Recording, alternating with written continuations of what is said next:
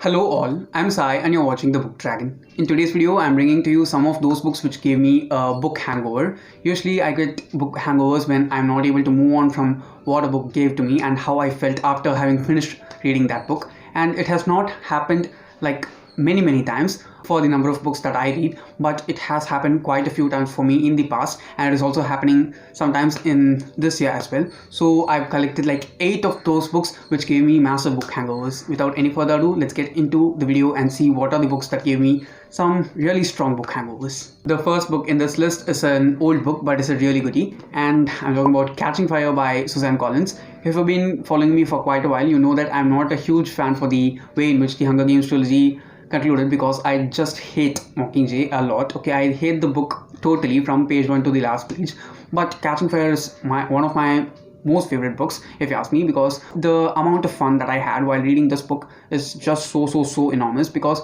this is one of those very few books which actually justifies the name that is given as a title. The title Catching Fire is really apt for this one, because the plot just gets better and better, and it just goes at such a fast pace that I've not at all read any other book that's as well paced and consistent as this one. Also, the development of the world as a whole, in which the dystopian sense is just put forward into our eyes and shown how cruel this world becomes when we think that nothing can become worse. That's one thing which made me like this book a lot. Also, apart from all those things, the character development that we see for Katniss in this one, and also all the side characters, okay, the relationships that form in this series, I think take a strong root from Catching Fire only, because we deal with a lot of conflicts, and we also get to meet a lot more new characters who play like very pivotal roles towards the end of the series, and that's one of the main reasons why it was so tough for me to move on from this book. The next one is It by Stephen King. This is the biggest book in my bookshelf so far, but I've read bigger books than this one also. One thing which just makes this book so memorable for me is the description that's put into this book. If you ask me whether the description in this can be cut out, I can definitely say that yeah, it can be, because it doesn't have that much to do with the story as a whole. But I do think that the description heavy content that Stephen King has provided in this book has made it so much real in experience while reading the book. Because every time I read this especially during the summer, over 1.5 to 2 months, and just see how huge it is. And also the font is really tiny in this one. I'm sure that it will be tiny in every other edition also, because it's such a huge tome. And the beauty of the description in this one is that he talks about a lot of stuff again and again. He also repeats certain things while it comes to description, but it just makes that town of Derry sound so real, and it doesn't feel like I'm reading a story that's made up by a person that's put into a city that's also made up. It just feels like there is this town that exists in some part of the world, and there are like people just like me living in that town, and they do know that everything is going to go so bad every 27th year in their life. And while they are living in that town, the description that he provides for each and everything, okay, even the deaths and the ghostly scenes or the horror type scenes that we get in this book are so strong and pungent that they will come and pop up in your head in some way or the other after you finish reading this. And that's one of the main reasons why I remember this book so vividly after even 2 years from when I read it. The next one is one of my most favorites from last year, that is 2020, and I'm talking about none other than Clockwork Princess by Cassandra Clare. If you followed me last year, you know very well how much I'm hooked up on this entire universe as a whole.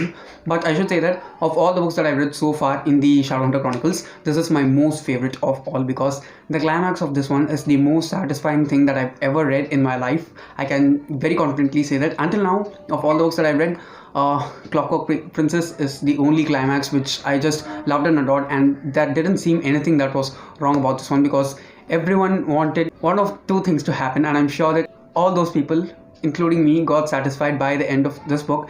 Especially I did not expect certain things that were taken in this one, and I was not able to think of some things of how things would end in the way that I wanted to. But Cassandra Clare just made it so much possible while making the story not lose its sense, and also not deviating from the sketch of the characters as a whole. And I should say definitely that's one of the main reasons this book stays in my mind so vividly. If you ask me, this epilogue, the epilogue of Clockwork Princess, is definitely one of the best works of literature I've read so far, and it's just one of my all-time favorites. The next one, if I'm not wrong, is the most famous of all the books in this list, and I'm talking about The Fault in Our Stars by John Green. While I'm talking about book hangovers, if I don't talk about this book, I'm sure that I'll not be making proper justice for this video at all, because this book had a really significant effect on my reading as a whole itself. And one thing which made this book so memorable for me is the twist towards the end. Except me, every person in the world who has read The Fault in Our Stars saw the twist coming, okay? Because I was so dumb, I was so consumed in the story that I did not see what was coming towards me while I was reading the book, because I did not see it coming, okay? I'm sure that most people who are watching this video would have read The Fault in Our Stars. If you've not, please do go forward and read it, because it's just so awesome. One thing which I like about John Green's books is the way he writes his characters, okay? I don't care that much about the plot while I'm reading the books of certain characters or some books in certain series. Most times I don't prefer that much heavy plot. I only prefer really good characters, because that's what I go in for while reading books. And I should say, John Green doesn't disappoint with the characters in any of his books. But in this one, I think this is the best plot of John Green that I've read so far. Okay, I've read only 4 of his books, but I can very easily say that this is my most favorite of his plots as well as characters. Okay, my most favorite character is from Turtles All the Way Down, because it just felt so real. But this one, these 2 characters are so stereotypical. Okay, they are not different people at all. They are so stereotypical characters that we've seen in multiple stories, but their story is not one that's so simple and that we've seen in many places, and that's one of the main reasons it stays in my mind forever.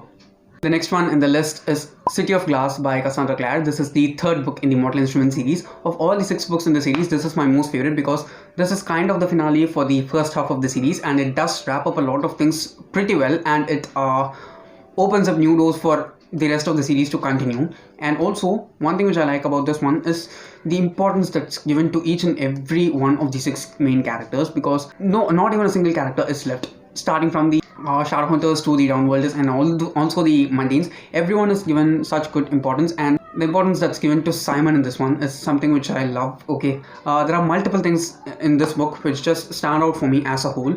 The relationship between Jace and Clary, that's made clear in many ways. Okay, that was something which I did not expect coming while I was reading City of Glass, because everyone knew what was coming ahead, but the way in which it progressed in this one was very different from what I thought would happen. And 3 of my main characters, okay, Magnus, Simon and Isabel, all of them had really pivotal roles throughout the book. This is the book in which, if you ask me, Isabel goes to the peak of her character arc during that one scene where she fights, okay, and I can definitely say that that's one of those scenes which is very much underrated, because not many people talk about it anywhere as far as I know, and it was also changed in the show, Shadowhunter show, if you ask me. But that is one scene which I'll never ever forget in my life, because that's one of those characters who's so close to my heart. Okay, Isabel Lightwood, Simon Lewis and Magnus Payne. Magnus did not have that much of a great part in this one, but Malik as a relationship had a really good scope in this one. Each and every one of the 6 characters, just as I said before, have really good roles to play in this one, and also the character interactions that we get, which are so rare but very much worthy, are scattered throughout this book, and that's one of the main reasons why I just love this one a lot.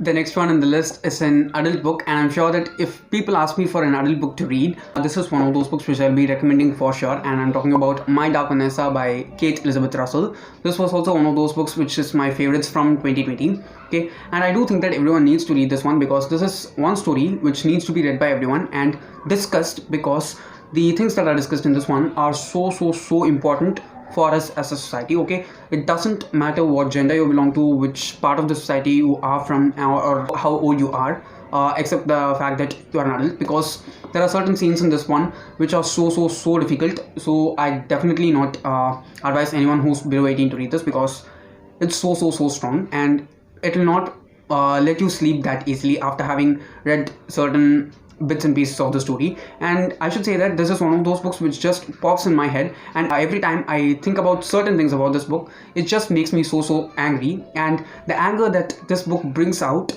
is definitely one of the great successes of this one, if you ask me. For the type of story that the author has written, it's very easy for her to have misled us by holding a hand and telling us what is right and what is wrong, but that is definitely not a thing that the author does in this one. She just leaves the ball in your court and lets you decide what you should do with it, because I do think that that's the best way to write a story like this one, because the points of view of people is different, and I do think that this is one book which is very suitable for book clubs and people who like to discuss books rather than anything else, if you are part of a book club, or if you're looking for some book which will bring forth a serious discussion which will be worth the time that you spend discussing in, then My Dark Vanessa is definitely one of those books which is great for that. And also, the reason why this stands out in my mind is the boldness of the author that is portrayed in each and every scene that she's written. It's not just in the tough scenes, but even in the really slight minute scenes that we see that's happening alone for a person inside a room while they are all alone and just doing some kind of work, and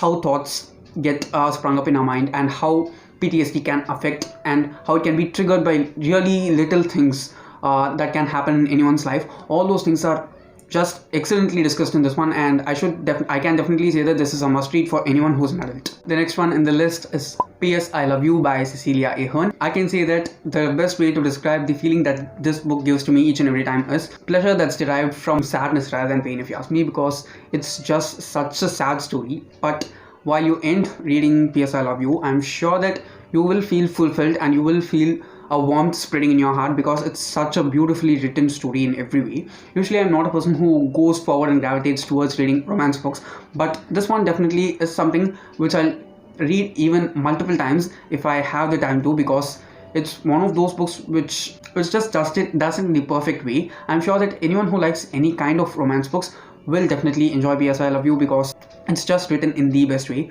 Also, the two main characters, Holly and Jerry, and the relationship that they have as a couple, the love that's going on between them even after one of the partners is dead, is something that's very, very difficult to write, yet even more difficult to present to us in a realistic manner. But I should say that Cecelia Ahern has done it in such a masterful way that it doesn't feel fake at all. Okay, it just feels so real. And I'm sure that if we have someone who has passed away in our life, okay, then we will be able to understand how the character is able to relate certain things with the loss of her husband in this one, and it's just so beautifully written. Though one of the main characters is dead throughout the story, the presence of the other character is just made to be felt so solid throughout the book, and I think that's one of the reasons why it stays so hard in my heart. The last one in the list is Life of Pi by Yann Martel.